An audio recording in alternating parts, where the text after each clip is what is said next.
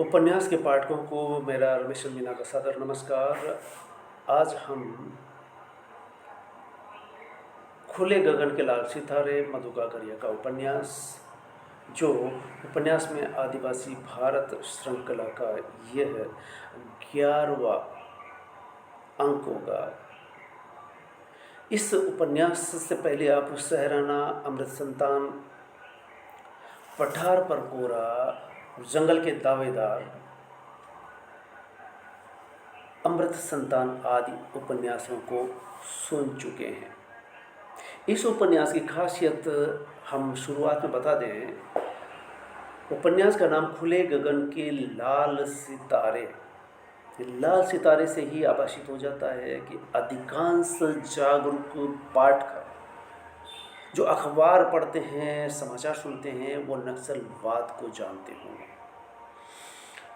7वें दशक में नक्सलवाद पर सरकार ने, वेस्ट बंगाल सरकार ने एक ऑपरेशन किया था, नक्सलवाद उन्मूलन। इसी पर आधारित पुलिस और नक्सलवाद की मुठभेड़ किस तरह से होती है, पुलिस मानवता, क्रूरता दोनों के बीच में किस तरह से झूलती है, ये देखने को मिलेगा। हम ये जान लें कि खुले गगन के लाल सितारे की लेखिका मधु काकड़िया, उनका ये कोई अकेला उपन्यास नहीं है। इसके अलावा सामाजिक, राजनीतिक और सांस्कृतिक दृष्टि से लिखे गए उपन्यास है हम यहाँ थे। इसमें आदिवासी समस्या केंद्र पर रहती है। सेज पर संस्कृत एक ऐसा उपन्यास है जो जैन मुनियों की जिंदगी को एक तरह से आईने की तरह समाज के सामने, पाठकों के सामने प्रस्तुत कर देती हैं। मैडम लेखिका ने एक समाज के विरोध के बावजूद एक ऐसे थीम पर उपन्यास लिखा है जो बेहद साहस का काम है। सलाम आखिरी भी कम साहस का काम नहीं है, जिसे रेड जोन नहीं, रेड इलाके बोलते हैं, जहाँ वेश्याएं अपना शरीर तन बेचने का काम करती है। सोनागाछी बम्बई का वो इलाका जो कहते हैं कि एशिया की सबसे बड़ी वेश्यालय कहलाता है, वहाँ जाकर के आपने सलाम आखिरी लिखा है। ऐसा लगता है कि लेखिका के साहस और जज्बे को सलाम करने के लिए हम उनके आगे नतमस्तक है।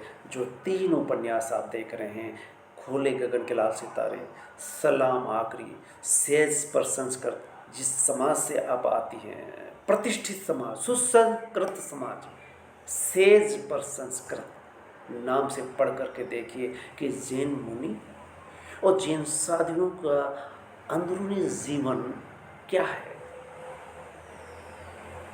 उसकी जैसे शरीर की अंतड़ियों को बाहर निकाल करके ऑपरेशन करके बाहर रख दिया गया हो। चलिए हम खुले गगन के लाल सितारे पर बात करते हैं। नक्सलवाद पर आधारित उपन्यास है। 7वें दशक में नक्सलवाद पर सरकार किस तरह से ऑपरेशन करती है। ये नक्सलवाद उपन्यास में शुरुआत में, मध्य में बुरी तरह से परिलक्षित होता है, दिखाई देता है। महाविद्यालय में पढ़ने वाले विद्यार्थी नक्सलवाद से किस तरह से प्रभावित होते हैं और इस आंदोलन को आगे बढ़ाते हैं, और पुलिस किस तरह से इसको दबाती है, जिसमें वो मनुष्यता, मानवता, क्रूरता की हदों तक पहुंचती है। नक्सलवाद और नक्सलवाड़ी में क्या संबंध है, ये आपको पता होना चाहिए। नहीं है तो यहाँ पर हम प्रयास करते हैं उपन्यासों में आदिवासी भारत का। ये आपके सामने 11वां चैप्टर है और 12वां अंतिम बचा है, जिस पर हम बाद में आएंगे अंतिम रूप से। आदिवासी आकाश में लाल सितारे शीर्षक दिया गया है। देश के सामने इस समय जो समस्या है वो 5वें 6वें दशक में ही उभर चुकी थी। आज जिसे लाइलाज नाशूर घोषित कर ऑपरेशन करना पड़ रहा है। ऑपरेशन थिएटर के सामने जैसे सारा देश सांस रोककर परिणाम देखने की मुद्रा में खड़ा हो गया। नक्सलवाद का पेरवा जब मासूमियत से सिर उठाने लगा था, तब भी इसे कुचलने के सारे हथकंडे अपनाए गए थे। इसे चलाने वाले कार्यकर्ता, सहानुभूतिकर्ता, मित्र संबंधियों को चुन चुन कर न केवल पकड़ा गया, अपितु बेरहमी से मारा गया, हवालातों में बंद किया गया, थर्ड डिग्रियां अपनाई गई, एनकाउंटर किए गए, जेलों को यातना गृह में तब्दील कर दिया गया। इतना सब क्यों किया?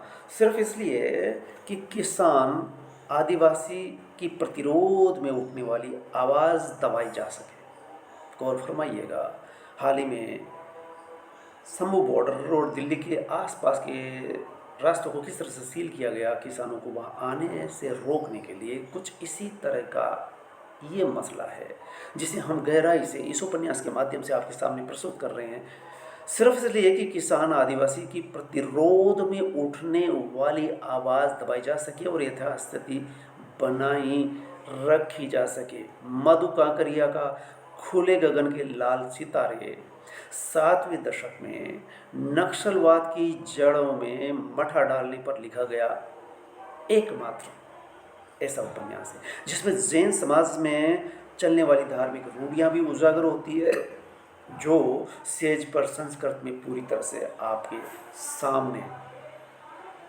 रख दी जाती है। उसके निशाना या उसकी एक तरह से पृष्ठभूमि इस उपन्यास में भी आपको नजर आती है। इस 170 पेजी उपन्यास में नक्सलवाद के अलावा कुछ अंतर कथाएं भी है। मूल कथा नक्सलवादी उन्मूलन, नक्सलवादी क्रेज और युवाओं में उबार लेती नक्सलवादी भावना है। उपन्यास की सफलता इसकी संरचना, जो कि विषय वस्तु के अनुकूल है, 22 कैरेट सोने की तरह। इस उपन्यास में तकनीकी रूप में साक्षात्कार, आत्मकथा और डायरी शैली का सफल उपयोग हुआ है। विषय वस्तु की दृष्टि से इस रचना के काफ़ी अनुकूल है साक्षात्कार पद्धति जिसका उपयोग किया गया है। नक्सलवादी गोविंद दा से उपन्यासकार साक्षात्कार लेती हैं। गोविंद दा नक्सलवादी है और लेखिका एक तरह से उनसे साक्षात्कार ले रही है। ये एक ऐसी पद्धति है जिस पर सबसे ज़्यादा विश्वास किया जा सकता है। उपन्यास साक्षात्कार लेते देते ही परत दर परत खुलने लगता है।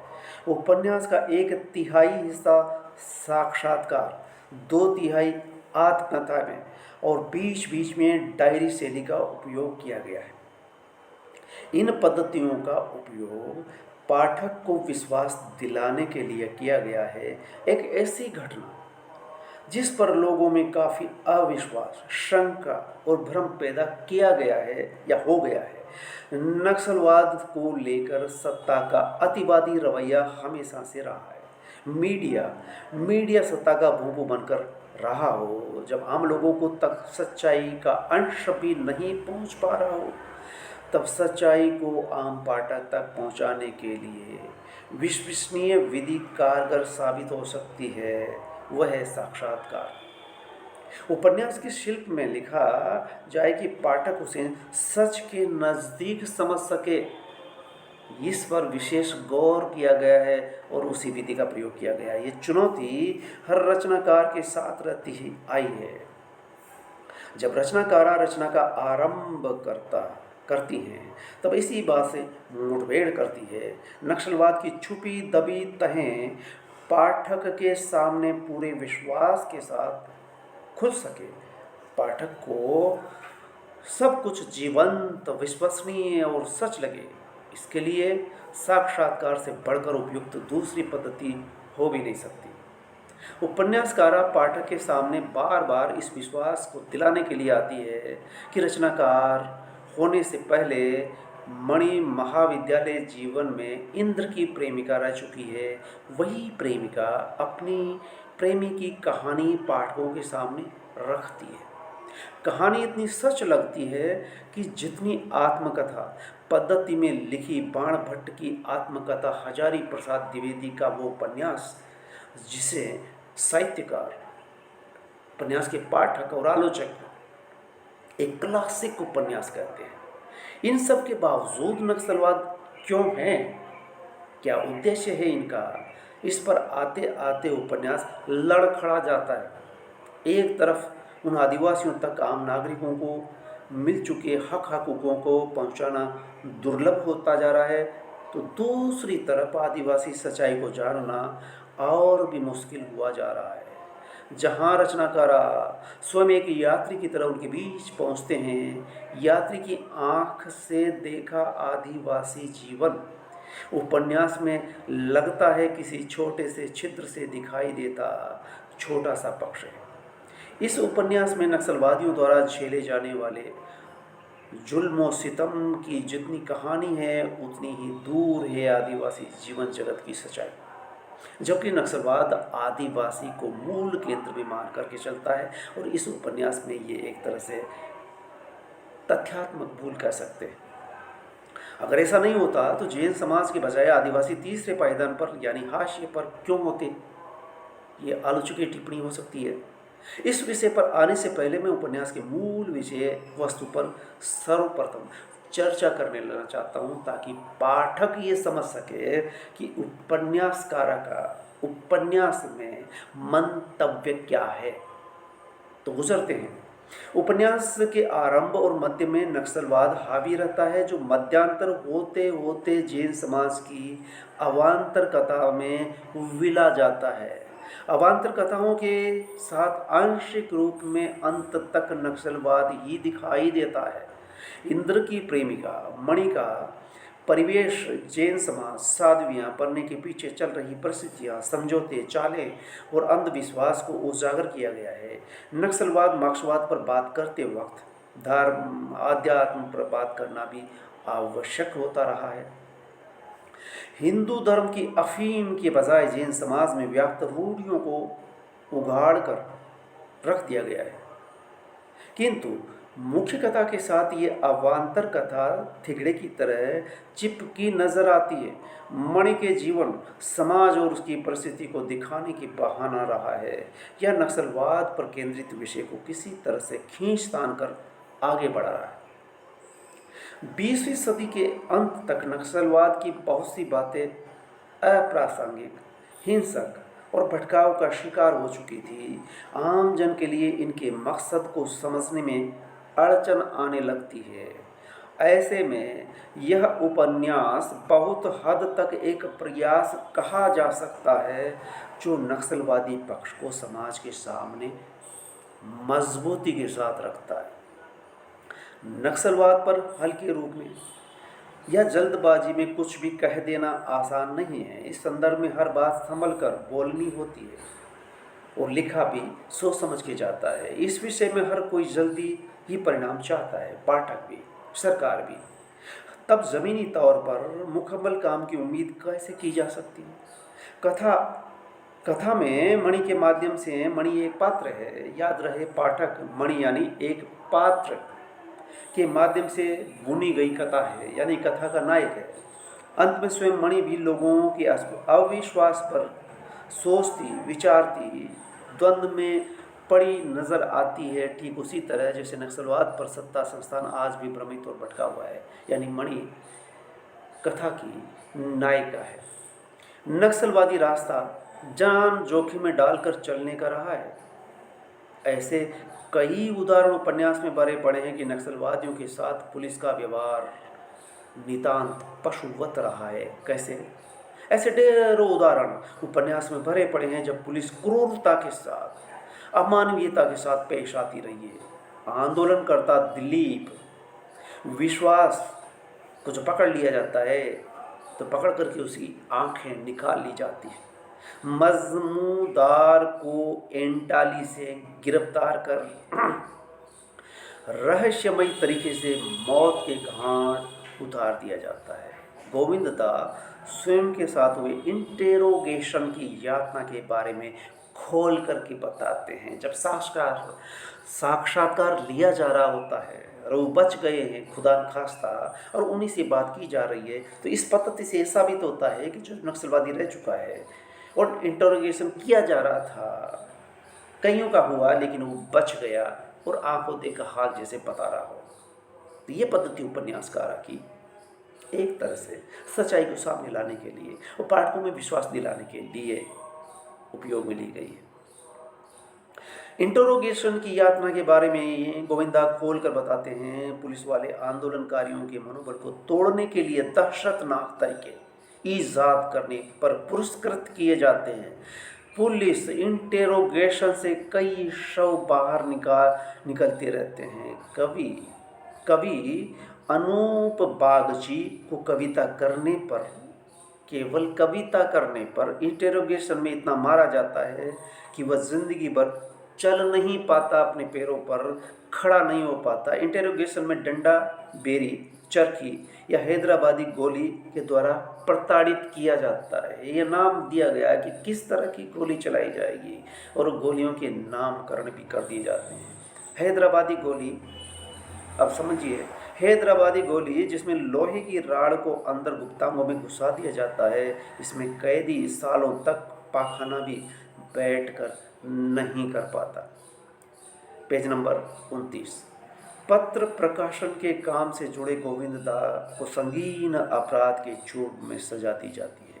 किसी क्रिमिनल कैदी द्वारा उनके सिरहाने जेल से भागने की चिट रखकर उन्हें बुरी तरह मारा जाता है।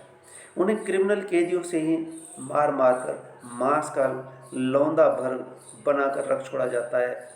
वही पेज नंबर 35।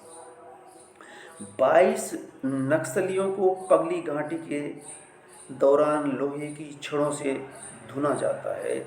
ऐसे क्षणों में 5 गोली नथु मिलता है।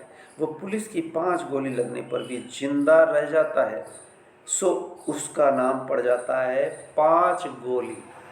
पात्रों के नाम कितने यथार्थ वास्तविक लगते हैं।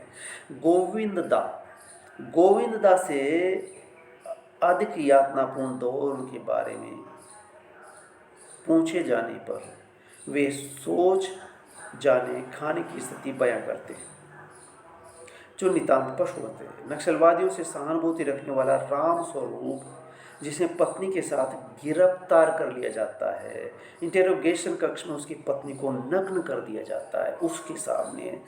Page number 38। दिल दहला देने वाली घटनाएं जो उन्होंने अपनी आप पर भोगी है या आंखों देखी है, गोविंद दा साक्षात्कार में बता रहे होते हैं। उपन्यास नक्सलवादी युवाओं पर मुख्य रूप से केंद्रित रहा है, जहां महाविद्यालय में पढ़ने वाले छात्र नक्सली गतिविधियों में शामिल रहा करते थे। ऐसे ही छात्रों में से एक रहा है इंद्र ऐसा छात्र है जो नक्सलवादी से सहानुभूति रखता है, विचारों से इत्तेफाक रखता है, जिसकी जुबान पर नक्सलवादी लाल सलाम ही तैरता रहता है। उसकी गतिविधियां ही उसे औरों से खास बनाती है। इंद्र वह ज्यों-ज्यों भूमिगत नक्सली आंदोलन से जुड़ता जाता है, मणि के लिए रहस्यमय होता चला जाता है। एक निम्न मध्यम वर्गीय जैन परिवार से आने वाली मणि उसकी संगत से प्रभावित होती है। मार्क्सवादी साहित्य पढ़कर वह भी नक्सली इंद्र को चाहने लगती है। तो यहाँ इस तरह से जैन युवती जो महाविद्यालय की छात्रा है, वह इंद्र से प्रेम करती है, इंद्र को चाहती है और इंद्र को एक तरह से रहस्यमय नायक की तरह देखती है। वो गायब हो जाता है और रहस्यमय हो जाता है।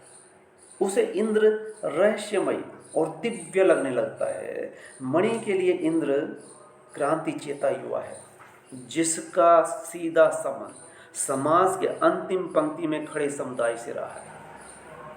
पश्चिम बंगाल में नए विचारों की चलने वाली आंधी युवा वर्ग का सपना बनी हुई थी।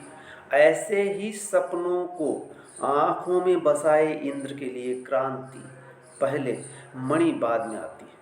उसके लिए क्रांति और अपना अपना जो सोचा हुआ सपना वो पहले है, मणि बहुत बाद में है। उस पर लाल रंग का नशा चढ़ा है। इंद्र कहता है, मैं नहीं, मेरा तो पूरा बेज ही नक्सलवादी है। जब जब मणि उसके बारे में चिंता करती, तब तब उसे सुनने को मिलता, तो तुम भी आ जाओ हमारे साथ, कितनी तो कामरेड महिलाएं यहाँ हैं।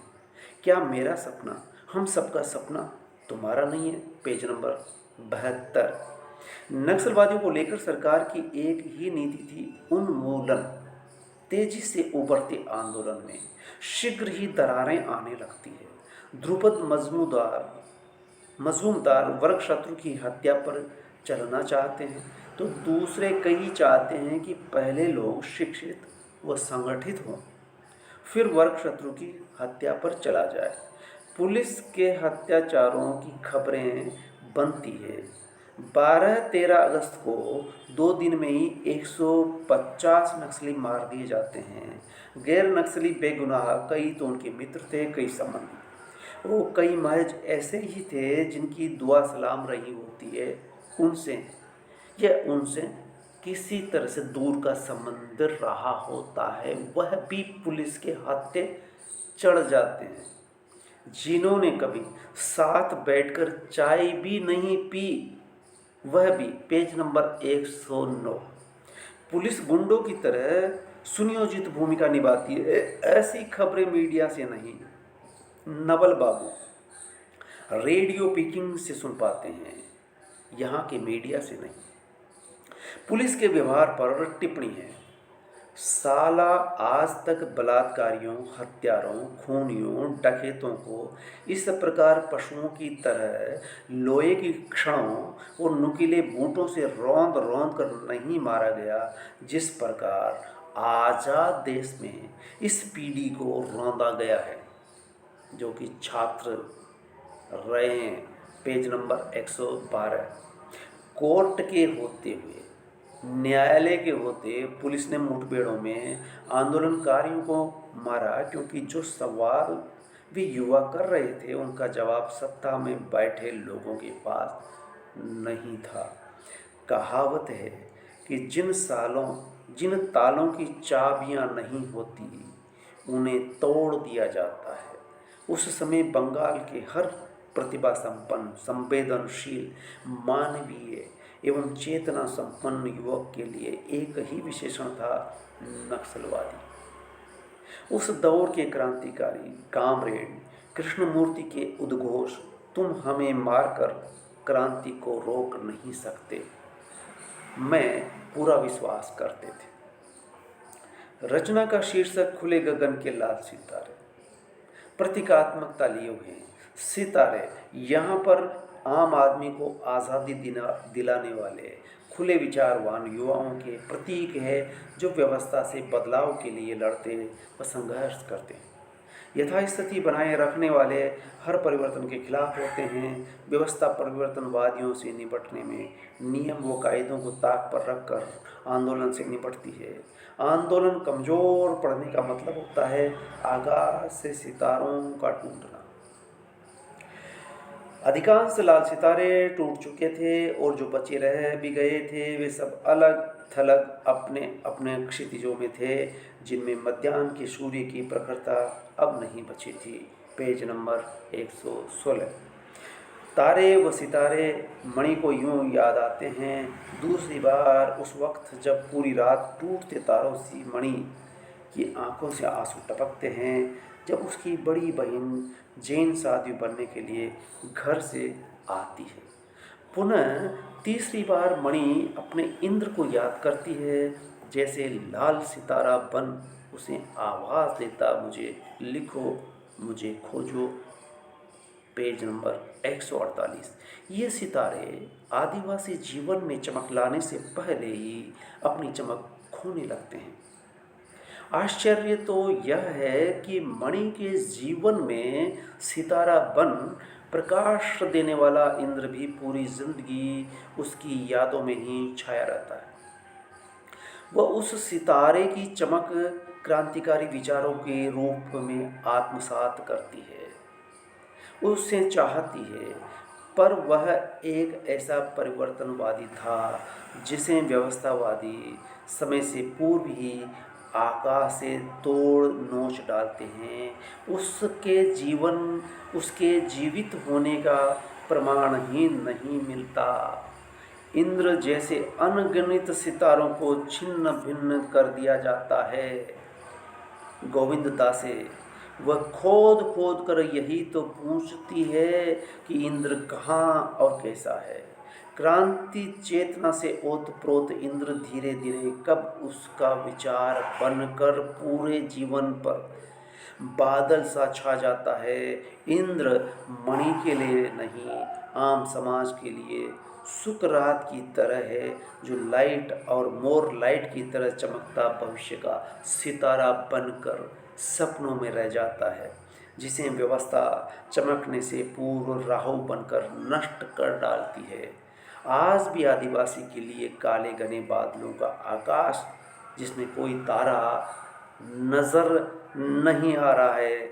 आदिवासियों के बीच मणि तीसरे व्यक्ति के मार्फत पहुंचती है। मणि आदिवासियों के बीच पहुंचती है। जब हम उपन्यासों में आदिवासी भारत से संबंधित उपन्यासों को ले रहे हैं, तो मेरा ये पेरा अब आपके अनुकूल वक्तव्य देता हुआ दिखाई देना चाहिए कि आदिवासियों के बीच मणि पहुंचती है किस तरह से, तीसरे व्यक्ति के मार्फत। निःसंतान नवल बाबू अपने खालीपन को भरने के लिए आदिवासियों के लिए काम करते हैं। वे आलोक भगत के वनबंधु कल्याण निकेतन से जुड़ते हैं। वे मणि को दक्षिण बिहार के गुमला, जो अब झारखंड में है, लोहरदगा की यात्रा पर ले जाते हैं। इंद्र से प्रेम करने वाली मणि आदिवासी क्षेत्र की हरियाली देखकर, पहली बार देखकर हरियाली को अभिभूत हो उठती है। कृति में नक्सलवाद को लेकर उभरने वाला द्वंद्व और न समझ में आने वाली गुत्थी को सुलझाने की समझ विकसित करने का प्रयास गांधीवादी और हिंसक नक्सली आंदोलन के बीच से यूं होता है। एक तरफ गांधीवादी आलोक भगत है, तो दूसरी तरफ बंदूक की गोली से क्रांति लाने वाले, क्रांति का सपना देखने वाला इंद्र है। आलोक बच्चों से लेकर बड़ों तक को शिक्षित करके बदलाव देखता है, तो इंद्र इतनी धीमी गति को पसंद नहीं करता। 5 साल में 200 गांव तक का ही सफ़र, इस प्रकार तो क्रांति लाने में युग बीत जाने वाले हैं। Page number 87। मणि आलोक के गांधीवादी कार्य को देखकर इंद्र के रास्ते पर शंका करने लगती है। मणि आलोक के रास्ते को देखती है कि वो गांधीवादी रास्ते पर चल रहा है और बदलाव इससे भी आ सकता है, तो उसे पहली बार इंद्र के अपना ही रास्ते पर शक होता है। धर्मांतरण आदिवासी के साथ जुड़ा हुआ रहा है। ये कई उपन्यासों में वैसे भी विद्वान चर्चा करते रहे हैं, और राजनीति में ये वैसे भी बीच बीच में जगह पाता रहा, सुर्खियाँ बटोरता रहा कि धर्मांतरण आदिवासियों का हो रहा है। चलिए उस पर बात करते हैं। अंग्रेजों के साथ आए ईसाइयों ने गरीब आदिवासियों को अपने धर्म के प्रति आकर्षित किया था।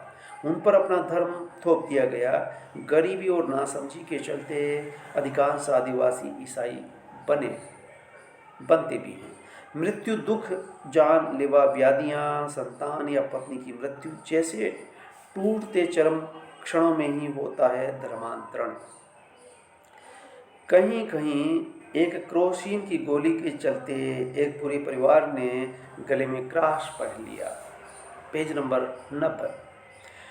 डामनिक मुंडा के 2 बच्चे पहले ही बीमारी से मर गए।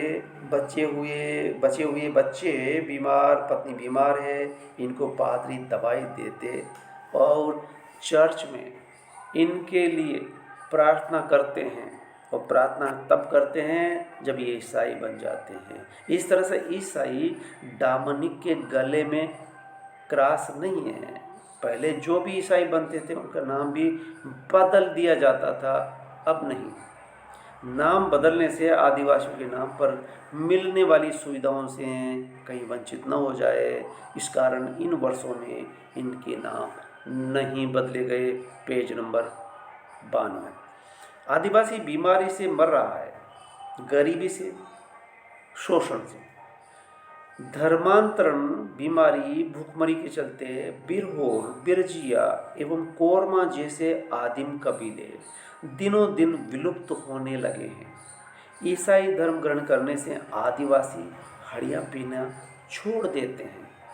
ये एक इसका बड़ा पॉजिटिव पक्ष है। क्या है? जिस भी आदिवासी ने ईसाई धर्म ग्रहण किया वो शराब पीना छोड़ देता है। धर्मांतरण से आदिवासी अपना मूल धर्म से दूर चले जा रहे हैं। ईसाई धर्म हो या हिंदू, उन्हें किसी धर्म में जाने की जरूरत नहीं है। उपन्यास में धर्माधिकारियों की सोच को उजागर किया गया है। पारसी के साध्वी बनने पर, पारसी के साध्वी बनने के दौरान जैन मुनियों से मणि के संवाद हुए हैं। जैन धर्म व्यक्तिवादी सोच से संचालित रहा है। वह व्यक्तिगत उद्धार में विश्वास करता है, जहाँ शरीर की शुद्धता पर ही बल है, जिसमें गरीब के उद्धार का कोई प्रावधान नहीं है। शरीर की शुद्धता ज़्यादा महत्व रखती है। वहाँ सूक्ष्म से सूक्ष्म हिंसा का भी निषेध है। जहाँ स्त्री की दुर्बल स्थिति रही है, वह उतने ही आकाश में उड़ान भर सकती है जितना उसे बताया जाता है। नाम पुरुष का चलता है, फलत है। धीरे धीरे जैन औरत अपना नाम तक भूलने लग जाती है। Page number 136। इस समाज में अब तक लाखों जैन मुनि हुए, पर एक भी विवेकानंद या महावीर स्वामी क्यों नहीं हो सका। कई तरह से जैन समाज की रूढ़ियाँ उजागर इस उपन्यास में की गई है, और सेज पर संस्कृत तो पूरी तरह से जैन मुनि, जैन साधियों पर आधारित रहा है। ये याद रहे। अंतिम पेरा से गुजरते हैं। जिस समस्या पर उपन्यास केंद्रित रहा है, उस समस्या के मूल में आदिवासी रहे हैं। ऐसे आदिवासियों को यात्री की नज़र से देखा बढ़ गया है। स्वयं रचनाकार स्वीकार करती है, वन यात्रा मणि के जीवन की प्रथम यात्रा थी, जिसने उसकी चेतना को नया आयाम दिया।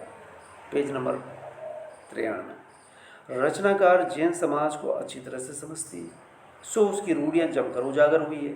जब देश में हिंसा फैली हो, लोग भुखमरी की कगार पर जी रहे हो, ऐसे में शरीरोन्मुखी यह धर्म हर समस्या के सामने आत्मसमर्पण करता हुआ कायरता का ही परिचय देता है।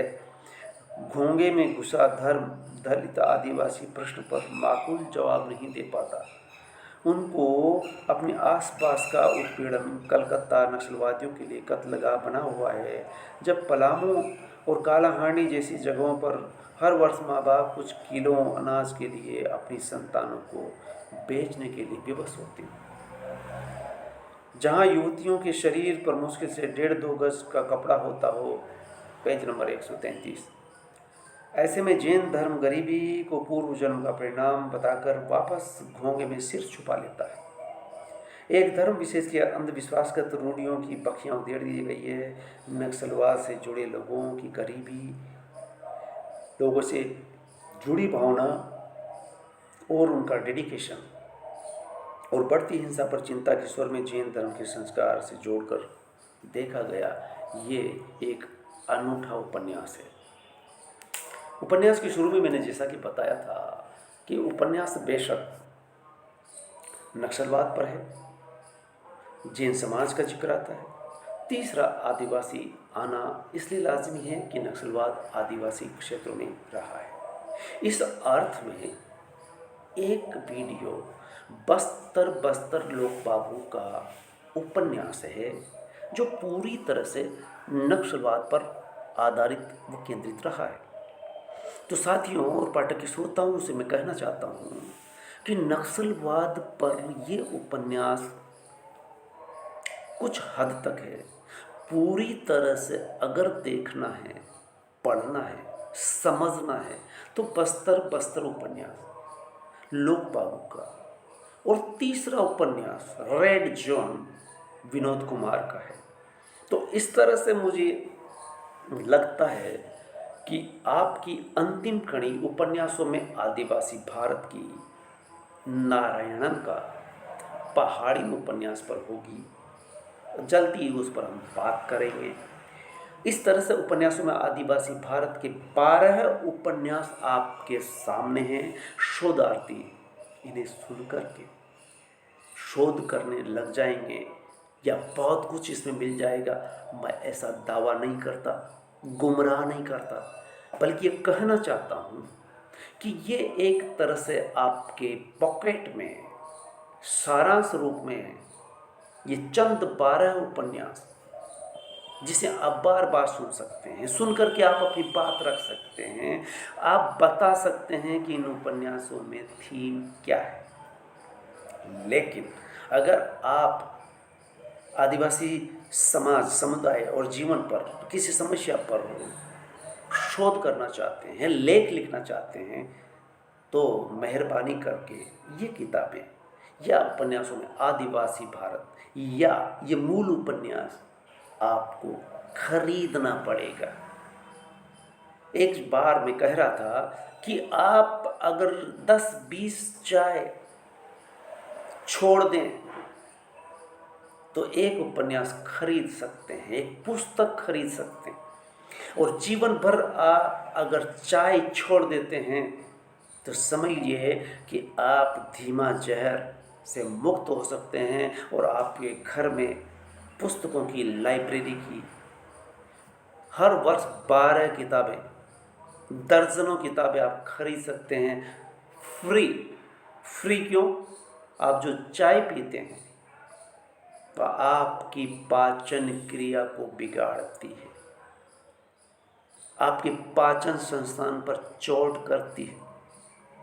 एक साथी ने स्वास्थ्य को लेकर के एक वीडियो बनाया है कि जो सुबह सुबह चाय पीते हैं, समझ लीजिए कि सुबह उठते ही वो जहर का प्याला पीते हैं और डॉक्टर की तरफ जाने वाला रास्ता बुक कर लेते हैं। डॉक्टर से मिलने का समय आप खुद बुक कर रहे हैं अगर आप सुबह खाली पेट चाय पी रहे हैं, और अगर आप चाय के बजाय नारियल पानी पिए तो आप जहर के बजाय अमृत पान कर रहे हैं। तो साथियों, मेरा मकसद ये नारियल का पानी पिलाना या चाय छुड़ाना नहीं। मेरा मकसद है कि आप पुस्तक पढ़ें, और पुस्तक तभी पढ़ सकते हैं जब आप उसे खरीदें। और खरीदेंगे कब? जब आप चाय छोड़ देंगे तो आपको पुस्तकें फ्री मिल रही है। और जिस दिन आपको ये आदत पड़ गई, बेहतरीन, गांधी जी ने कहा था कि पुस्तक से बेहतर आपका कोई दोस्त नहीं हो सकता। दोस्त तो कभी भी दगा दे सकता है, दोस्त दुश्मन में बदल सकता है, लेकिन पुस्तक कभी दुश्मन नहीं हो सकती। बल्कि एक पुस्तक आपके लिए 10 पुस्तकों के रास्ते खोल देती है। तो ये वीडियो आपको ये सजेस्ट करने के लिए है, सुझाव देने के लिए है, प्रेरित करने के लिए है, ये प्रेरणा देने के लिए है। आज स्कूल कॉलेज सिर्फ औपचारिकता निभा रहे हैं, किताब तक ले जाने, किताबोन्मुखी करने का प्रयास नहीं कर पा रहे। और ये हम शिक्षकों की, प्राध्यापकों की बहुत बड़ी कमी है। इसलिए गिरेबां में ध्यान रखने की ज़रूरत है। मैं कॉलेज में ही पढ़ाता हूँ, हर वक्त किताब के लिए कहता हूँ, किताब बांटता भी हूँ। आदिवासी दिवस 9 अगस्त 2024 को मैं उपन्यासों में आदिवासी भारत के पैरेलल आदिवासी दस्तक नाम से एक पुस्तक है, उसको मैं देने जा रहा हूँ।